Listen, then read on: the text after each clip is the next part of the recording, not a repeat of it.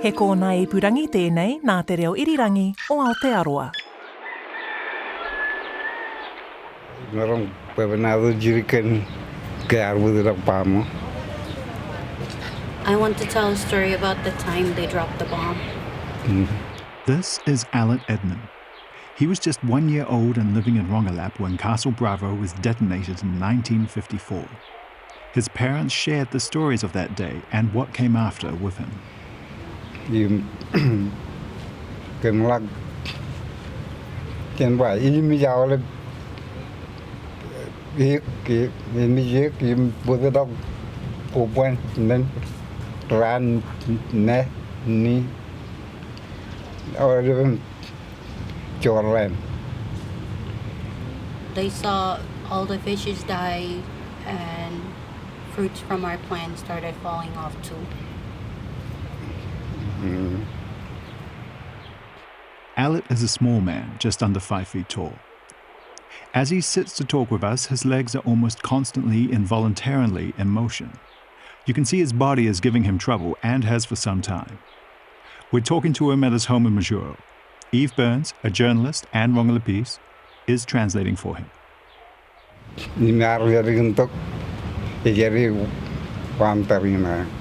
After a while, a ship arrived.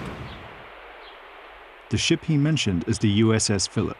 On March 3rd, 2 days after the blast, it steamed into Rongelap Lagoon, the first assistance of any kind.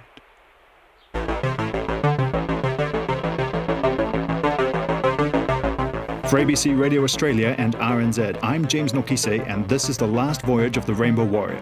In this episode, I'm going to take you back to the days immediately after the Castle Bravo detonation, and through what followed.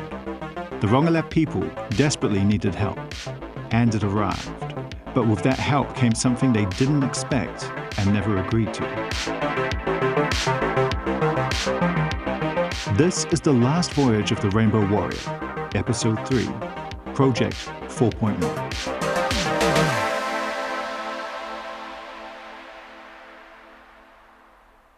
The removal of personnel from the contaminated atolls was done mainly by destroyers. These destroyers were attached to the task force primarily for security purposes, but were easily adapted for use as evacuation vessels. The destroyer dropped anchor in Rongelap Lagoon. They were met on the beach by Magistrate Jean Eugène, Jeton's older brother. In the first day or so, American medicals repeatedly washed the bodies and clothes of the islanders to remove contamination. They reported trouble washing the people's hair due to the thick layer of coconut oil used to dress it.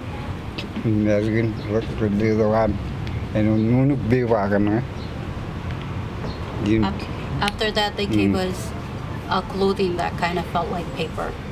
They told the Rongelapese they needed to leave their homes. All 82 people, 4 of them pregnant women, were taken off the island. The elderly and most sick by seaplane, the rest by ship.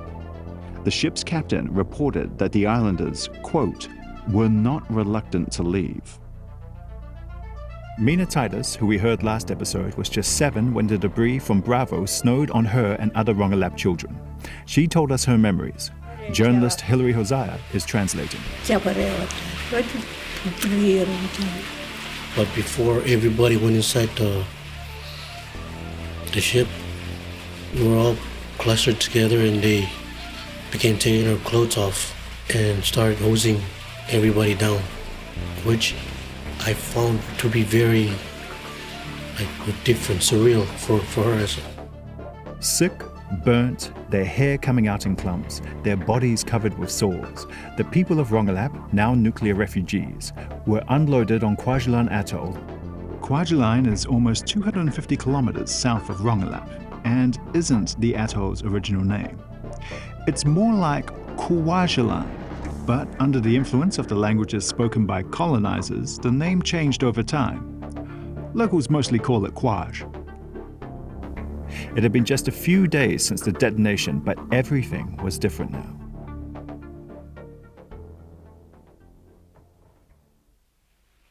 We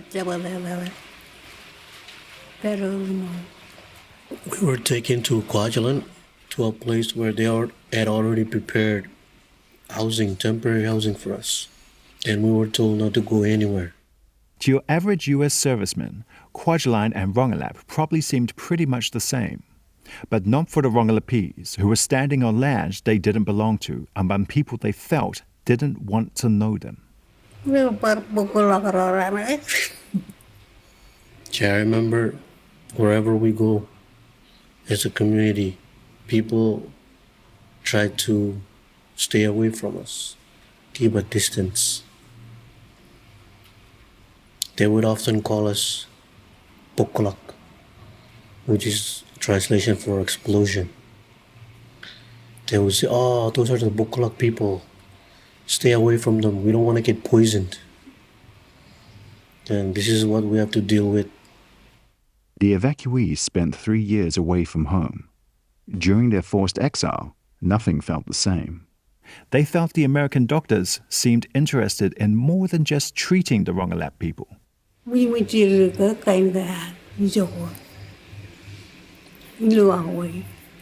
remember they would gather us together and conduct tests on us.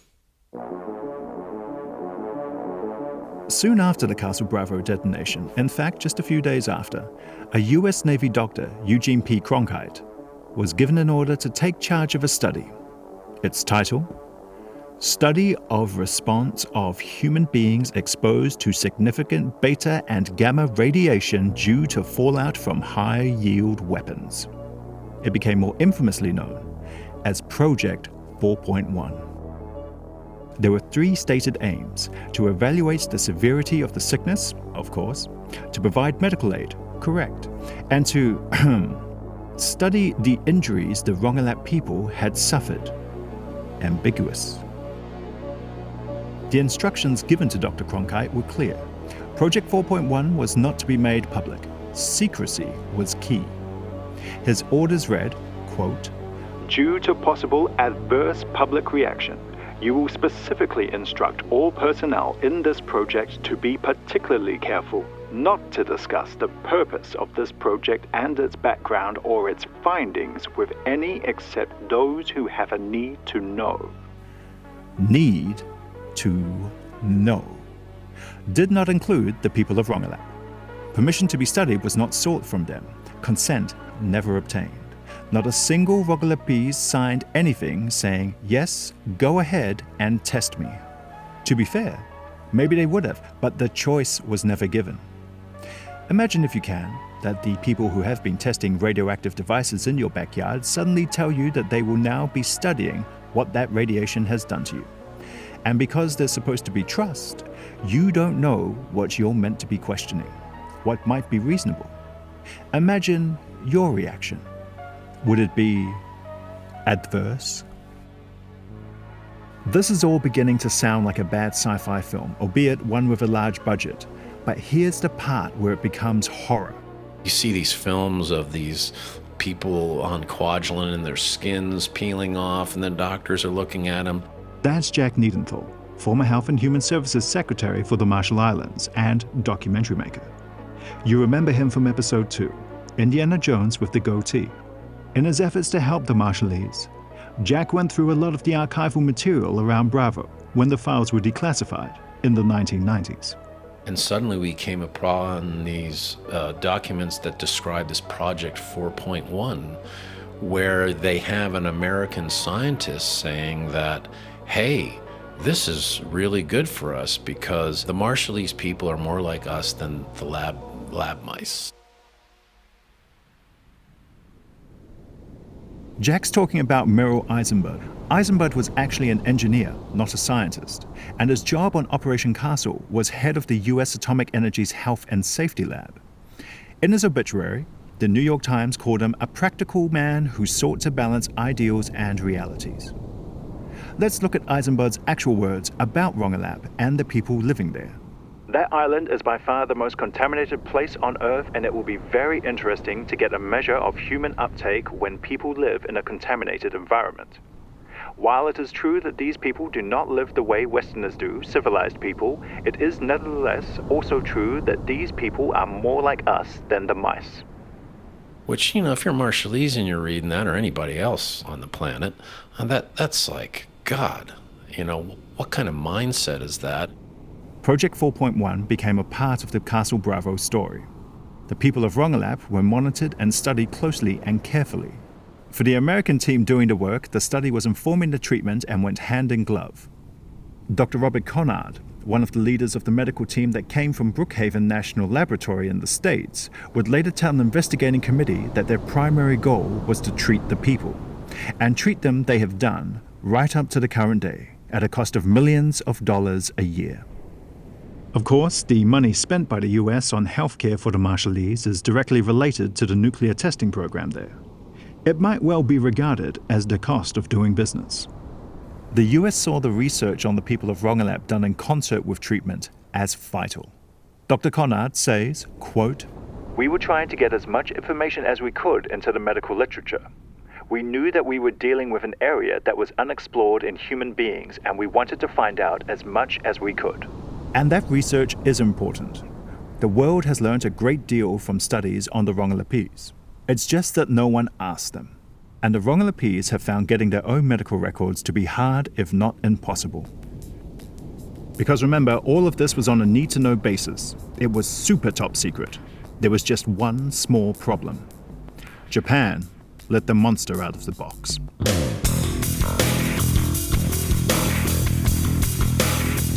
The Japanese fishing boat named Lucky Dragon happened to be just outside of the danger zone. And then the radioactive fallout coming from one of the explosions called Castle Bravo fell onto that boat. And then all 20-some crew members were exposed. I'm learning about the Japanese involvement with Castle Bravo from Toshihiro Higuchi, an associate professor of history at Georgetown University. On March 1st, 1954, the Dago Fukuryo Maru, Lucky Dragon number 5 in English, was fishing illegally for tuna in the waters near Bikini. Their story is how Japanese journalists got out the word about Bravo. When Castle Bravo test went wrong, US authorities rushed to control information about the test. But what happened was the Lucky Dragon basically slipped, away from the information control and then went back to Japan, having suffered from the effects of radioactive fallout. And then that actually made the national headline. So the Lucky Dragon incident was not just news for the Japanese, but also for the world. The original film, Godzilla, was made in 1954, the same year when this American thermonuclear bomb test, Castle Bravo, took place. The plot was the nuclear test awoken the ancient monster and then made them radioactive. The film was a social commentary on not only the dangers of the nuclear age, but also really the fate of the world as we tampered with the forces of nature. The first report from Project 4.1 was published in 1955. Not long after, something surprising happened. After a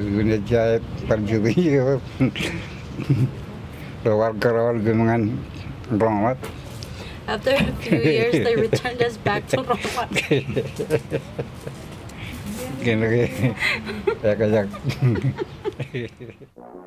That's right, the Rongelapese was sent home. In 1956, the US Atomic Energy Commission declared it was safe to live on Rongelap again.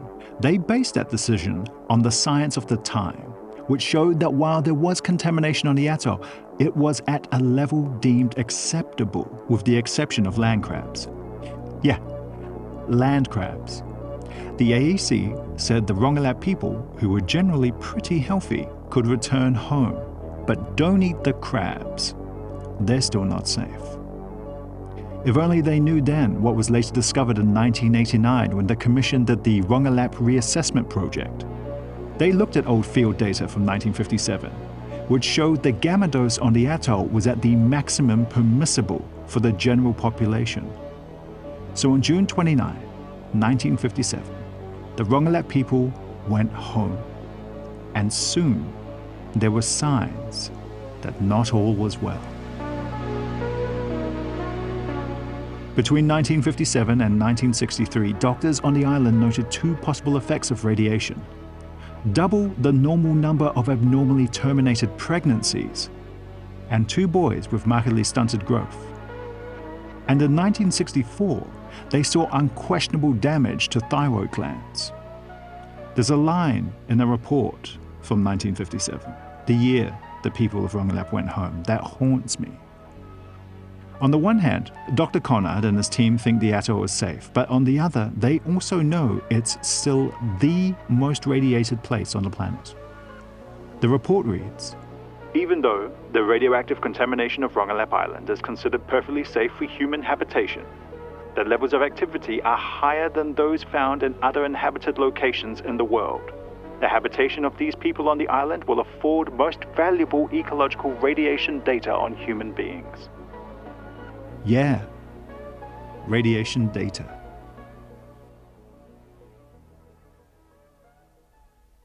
So yeah, basically these are the tools, the main tools that we use in our daily lives. When we were in Majuro, we visited the Alele Museum National Archive and Public Library.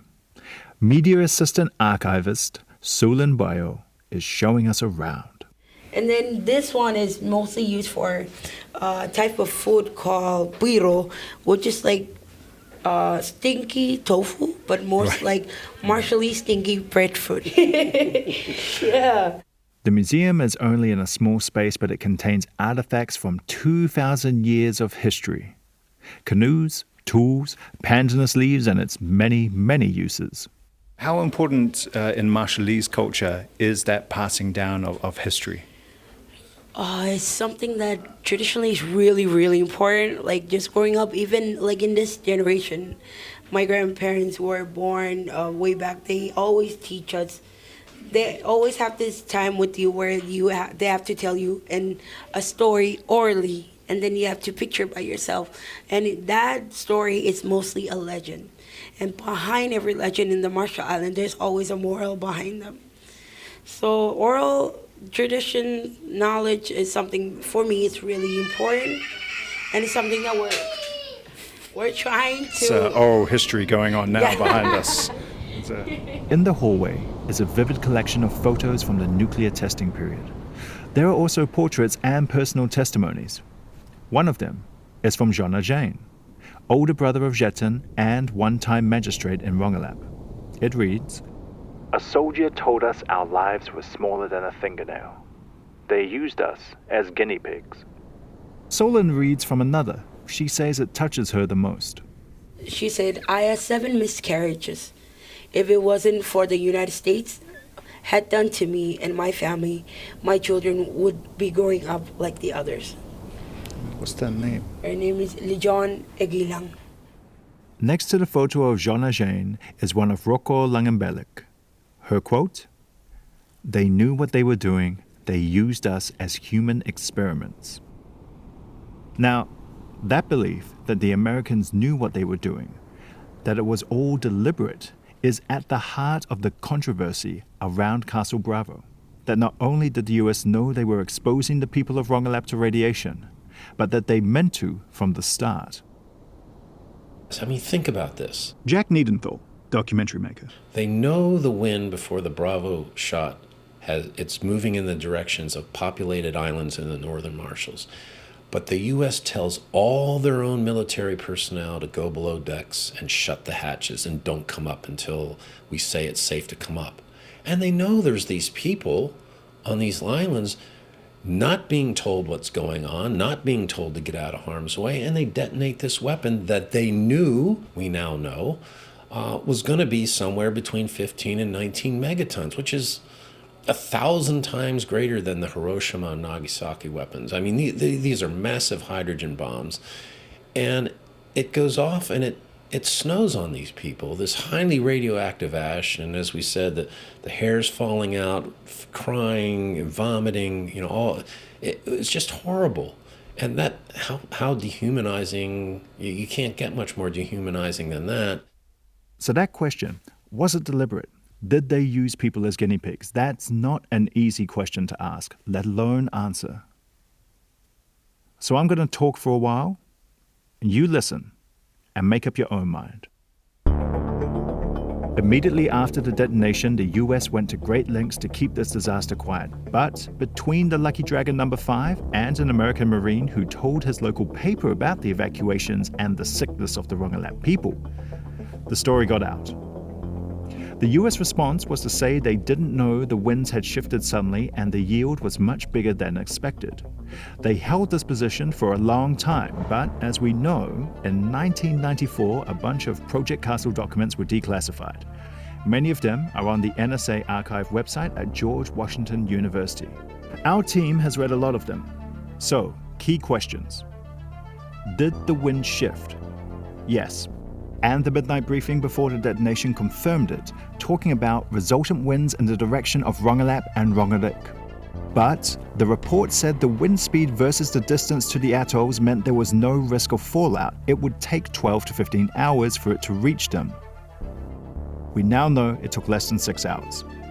Did they warn the people on those atolls, delay the test, or move them out of the way? No, not at all. But they did move the task force ships 50 miles further out. And the two top dogs, General P.W. Clarkson and Dr. A.C. Graves, then gave the go-ahead for the detonation. Did they know how big the yield would be? Document 35 says the weapons designers understood the yield could be as high as 15 megatons, not 6 as expected. They advised the task force to make sure of the safety of the service personnel. They also used a mix of lithium deuteride, made mostly with lithium-7, in the fuel for the bomb, instead of lithium-6 alone. They believed the lithium-7 would be inert. It was not. When ignited, it created the fusion fuel tritium, which massively bumped up the yield. Boom. Big boom. A 15 megaton boom. And a toxic cloud, traveling in the direction of the atolls, inhabited by innocent, unaware, uninformed human beings. So did they mean to expose the people of the atolls downwind? Maybe not, but they sure as hell didn't take enough care not to expose them. In 1995, Merrill Eisenberg, the health and safety man who compared the people of Rongelap to lab mice, recorded an oral history of his life and his career. He refers to the marshals almost in passing, saying he hadn't really thought about it a lot since then. But the testing had to happen somewhere and the marshals, quote, seemed like a reasonable place. Eisenberg claimed he had a great deal of sympathy for the people affected and said they were treated very badly. But he also regretted not getting any baseline data from them before the Bravo detonation. That, he said, would have been interesting. Yeah, interesting. Anyway, back in 1957, people on Rongelap started getting sick. There's daily exposure to the high radiation levels still on the island.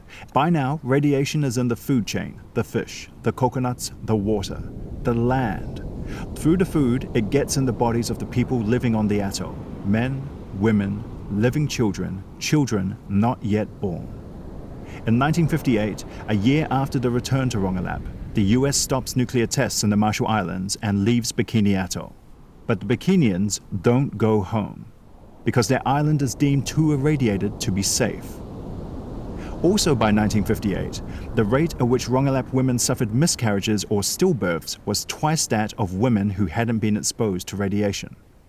Babies that survived could have slower than normal rates of growth and other problems. Here's meningitis, translated by Hilary Hosea. And some of my kids, it took a lot longer for them to start walking. And even as adults, I can tell some of them may have difficulty, like mental disability. The people of Rongelap have been home for 6 years when the Partial Nuclear Test Ban Treaty is signed in 1963, forbidding any state to conduct atmospheric and underwater nuclear weapons testing outside its borders. The ban comes from a growing public unease about the safety and environmental impact of nuclear weaponry. The world is now in no doubt about how dangerous testing is and the fallout it leaves behind. And yet nothing changes for the people of Rongelap. They aren't moved. They aren't compensated. Everything remains the same. except for the miscarriages, the stillbirths, the birth defects, and now thyroid tumors, which by the time the test ban treaty is signed are starting to appear. Brookhaven, that was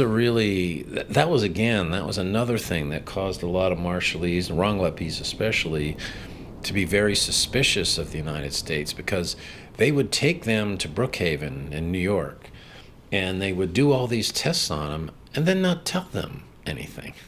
Brookhaven Medical Laboratories, based in New York, was contracted by the AEC in 1956. They were asked to continue the medical monitoring of people exposed to nuclear fallout. This was a year before the Rongelapese were returned to their island. Mina Titus was one of those people being monitored. I remember visiting different labs in New York, Boston, Washington, Cleveland, and Hawaii. I also remember a certain time where they took out a chunk from right here, from my arm. These were in different times. By the mid-1960s, there was no doubt the radiation had done serious damage to many people's thyroid glands, especially the children's. All the exposed population got thyroid hormone treatment, and anyone with thyroid nodules were taken to hospitals in the US and compensated at the rate of $25,000 per surgery. Mina remembers doctors who treated her with kindness and care. She and others from Rongelap were invited to family dinners and also taken on sightseeing trips, possibly, she says, to distract them from what they were going through. Legot Janjain, son of Jean Nanjain, was a baby when Castle Bravo detonated and had evacuated with everyone else. He'd been a healthy kid, but in 1968, at 14, that changed. He was diagnosed with myelogenous leukemia. Legot died in an American hospital far from home in 1972. He remains officially recognized as the sole casualty of the Castle Bravo detonation.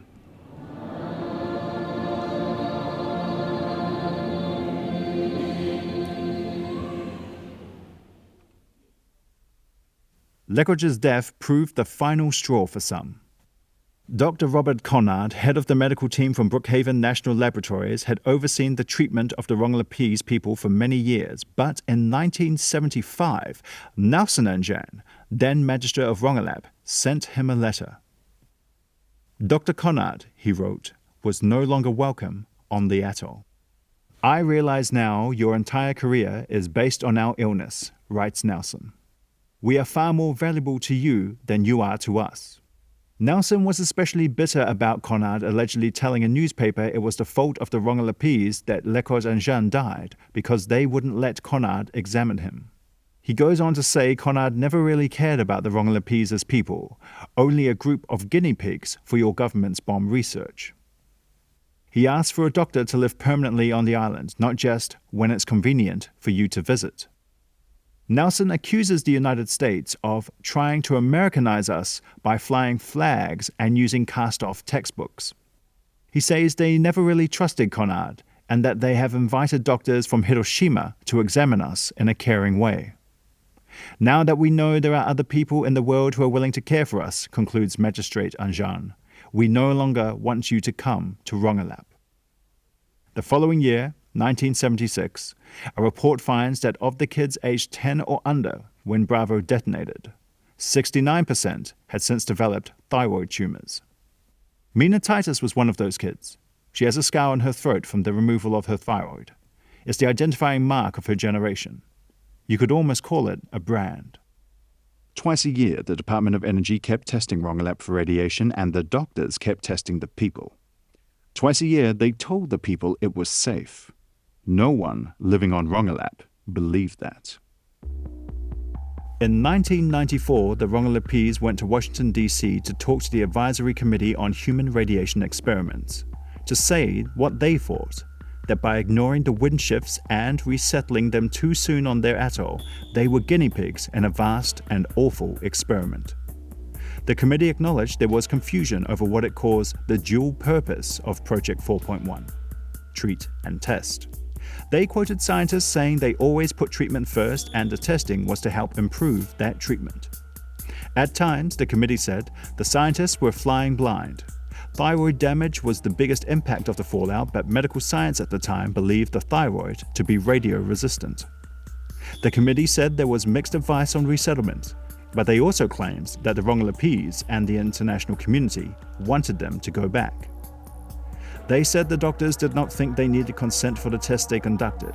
As Mina Titus said, those were different times. Not really an excuse. Overall, the committee found that the US undoubtedly exposed people of Rongelap to harmful radiation. But, to quote, the committee found no evidence that the initial exposure of the Rongelapese people or their later relocation constituted a deliberate human experiment, that no harm came to patients from the tests over the years, and that the treatment of radiation-related illness has been well done.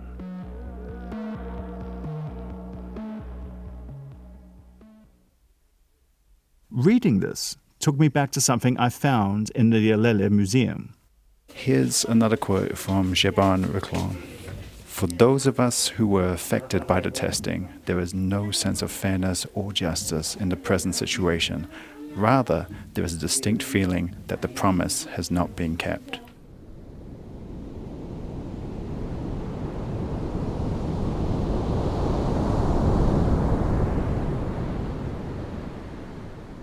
In 1985, that sense of there being no justice, no fairness, of promises not kept has been laid at the feet of Jetan Anjan. They were just innocent people staying in Rongelap without knowing that someone is going to poison them by exploding Bravo on Bikini. I think we are what we call forgotten guinea pigs. Sitting on the beach at Rongelap, Senator Anjan recorded a long interview with his friend, anthropologist Glenn Alcalay. His frustration was high. They poison it, they cover up the wrong thing they did, and now they are using my people every year as animal, guinea pigs. Glenn had been visiting the Marshalls since the 1970s. He and Jetan had spent a great deal of time together over the years, traveling between the islands and the United States, speaking up for the people of Rongelap. Senator Anjan always took the high road. Pacific men show an outward calm, but underneath the surface, not so calm. That was Senator Anjan. Ain't that the truth? Marshallese are very gentle people, very kind people. They really abhor and they hate direct confrontation. So on the surface, they're seemingly okay with the U.S. presence and what the U.S. has been doing. But if you speak with them in Marshallese, I speak Marshallese, you get the real story. And there's, of course, a lot of anger, resentment, angst, and anger about the secrecy and cover-ups relating to the nuclear test.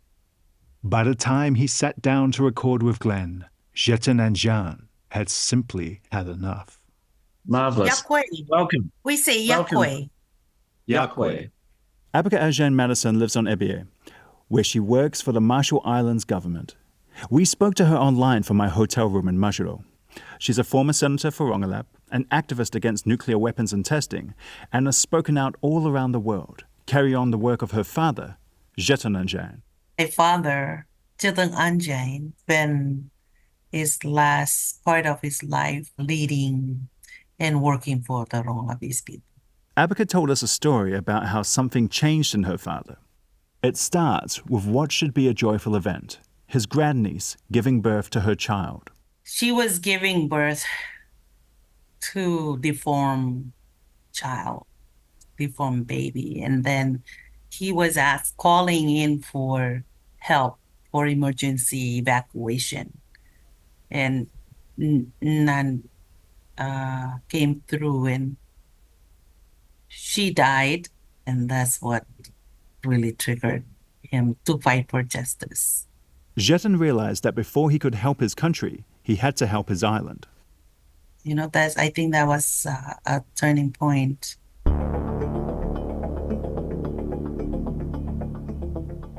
Jetan changes tack. 2 years earlier, in 1983, he'd been in the Marshallese cabinet as health minister, but he realized that his position makes fighting for justice almost impossible. There's another factor. Jetan's frustrated with the negotiations taking place between the United States and the Marshall Islands over the Compacts of Free Association, which eventually come into force in 1986. The compact will move the Marshallese towards self-government rather than under the trusteeship of the US, and would provide a $150 million US fund to compensate all Marshallese for the damage done by nuclear testing.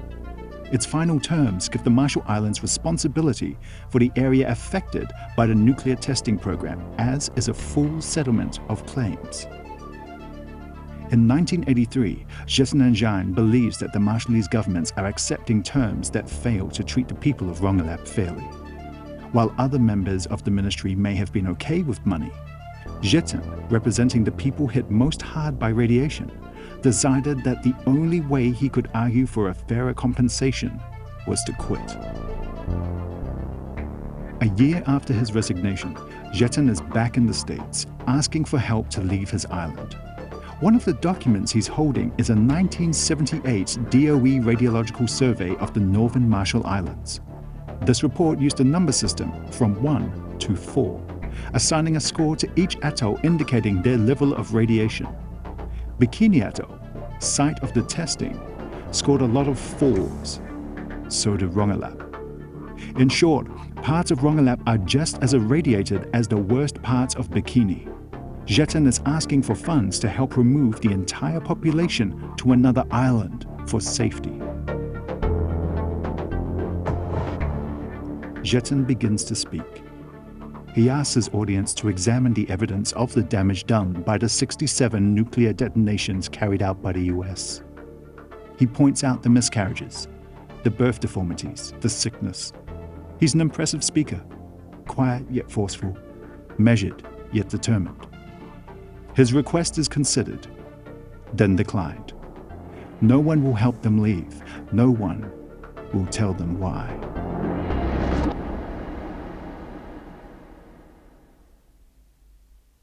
Next time on The Last Voyage of the Rainbow Warrior.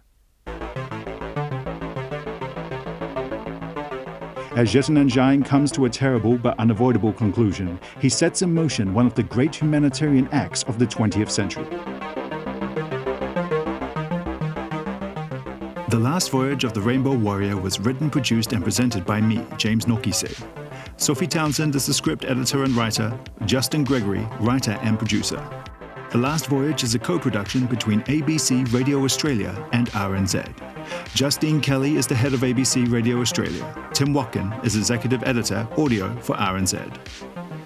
Faleangafulu Inga Stunza is the content director for ABC Radio Australia. Brianna Uritich Gregg is the production coordinator for RNZ. Alison Barkley for the ABC. RNZ's Rangi Powick engineered the series. Designed by Dexter Edwards. Website by Hing Yi Kong for RNZ. Huge thanks to Eve Burns, Hilary Hosea, Gift Johnson from the Marshall Islands Journal. Our respect and love to all the people we met in the Marshall Islands. Listen and follow at Apple Podcasts, Spotify, and on the ABC and RNZ websites, or wherever you get your podcasts.